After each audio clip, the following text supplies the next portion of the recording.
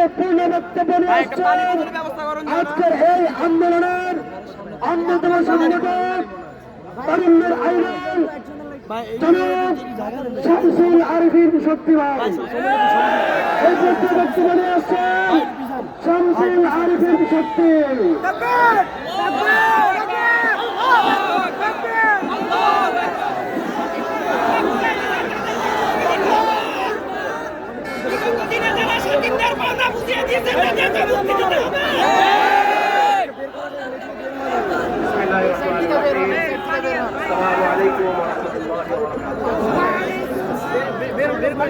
সম্মানিত তৌহিদি ভাইরা,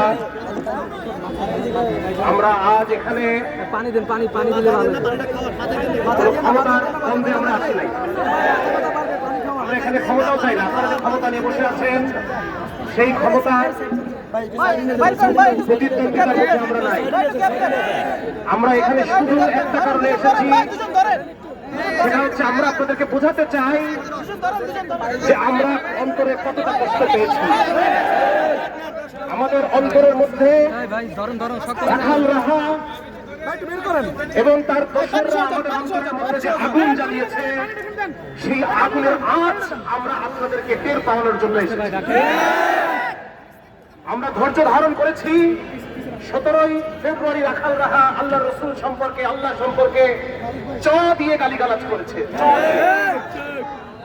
এটা কোনো সাধারণ কটূক্তিও নয়। সাধারণভাবে কটূক্তি করা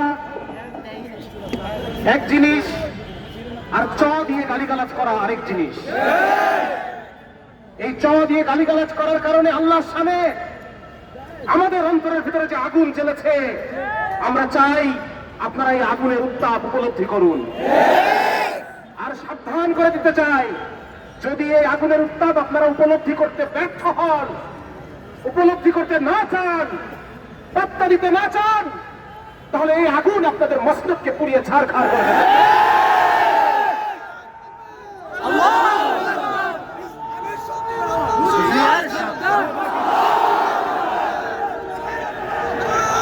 আপনাদেরকে আমরা বোঝাতে চাই, চোখের সামনে আমার বাপকে খুন করে ফেললে যতটা না কষ্ট পেতাম, আমার স্ত্রীর সংগ্রামহানি হলে যতটা না কষ্ট পেতাম, আমার মাকে হত্যা করা হলে যতটুকু না কষ্ট পেতাম, চোখের মনি সন্তানকে ছিন্ন বিচ্ছিন্ন করে ফেললে যতটুকু না কষ্ট পেতাম, তার চেয়ে লক্ষ কোটি গুণ বেশি কষ্ট আমরা পেয়েছি।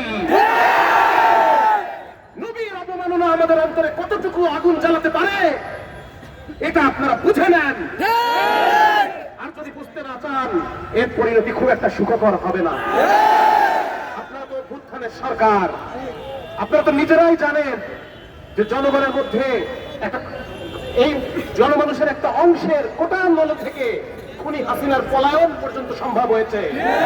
আজকে আপনারা যদি বাংলাদেশের 17 কোটি মানুষের অন্তরের এই দাবিকে, কোটা আন্দোলন তো অল্প কিছু মানুষের আন্দোলন ছিল, সেখান থেকে হাসিনাকে পালাতে হয়েছে, হাসিনা পাত্তা দেয় নাই বলে।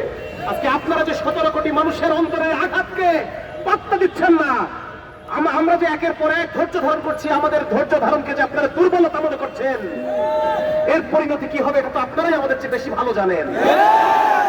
আমাদের সব কাজ চলছে, কিন্তু আমাদেরকে যে উস্কানি দেওয়া হচ্ছে, সেই উস্কানি আপনারা থামানোর জন্য কোনো ব্যবস্থা নিচ্ছেন না।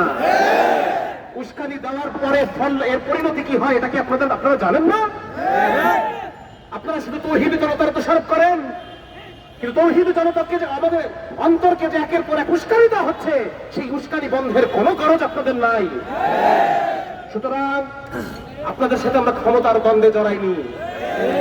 আপনাদের সাথে আমাদের একটাই ইস্যু, আপনাদের কাছে আমাদের একটাই দাবি, এটা কোনো অনুরোধ নয়, এটা আপনাদের দায়িত্ব স্মরণ করিয়ে দেওয়া এবং আপনাদেরকে হুঁশিয়ারি দেওয়া। আজকে যেরকম কাফনের কাপড় নিয়ে এসেছি, 17 কোটি মানুষ কাফনের কাপড় নিয়ে রাস্তায় নামুক,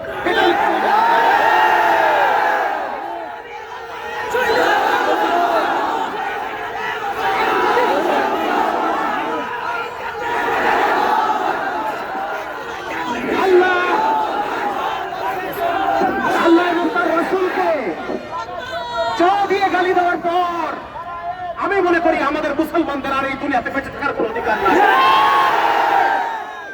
এজন্য সংগ্রামী ভাই তৌহিদি ভাইয়েরা, আমরা ধৈর্য ধারণ করেছি, সামনে পবিত্র রমজান মাস, রমজান মাসে হয়তো আমরা আরো ধৈর্যশীল কর্মসূচির ডাক দেব ইনশাআল্লাহ।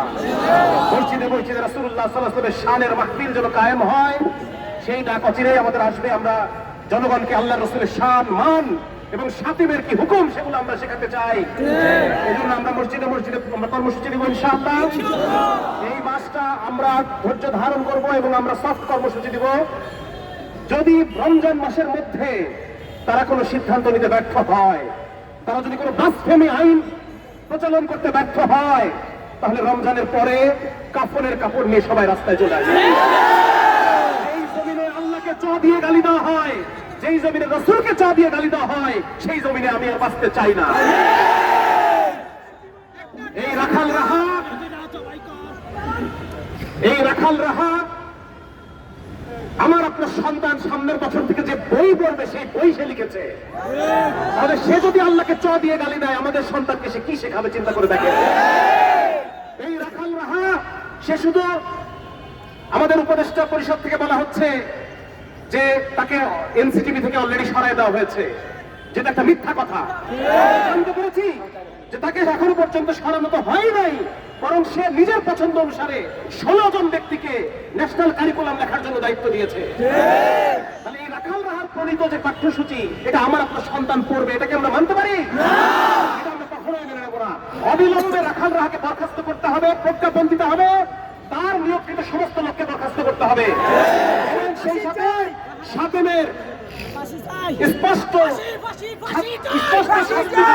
ব্লাসফেমি আইন প্রণয়ন করতে হবে। রাখাল রাহাকে অবিলম্বে গ্রেফতার করতে হবে। শাতিমের শাস্তি মৃত্যুদণ্ড রেখে আইন প্রণয়ন করতে হবে। যদি আগামী 1 মাসের মধ্যে আপনারা করতে ব্যর্থ হন, করতে না চান, করতে আগ্রহী না হন, বাকি সমস্ত কাজ করতে আপনারা আগ্রহী, কিন্তু এই তৌহিদে জনতার অন্তরের কষ্ট, এই কষ্ট নিবারণ করতে আপনারা আগ্রহী না, তাহলে ঈদের পরে, আবারও আমি বলছি, ঈদের পরে আমরা কাফনের কাপড় নিয়ে কঠোর কর্মসূচি দেব। আমি আমার বক্তব্য শেষ করছি। আসসালামু আলাইকুম।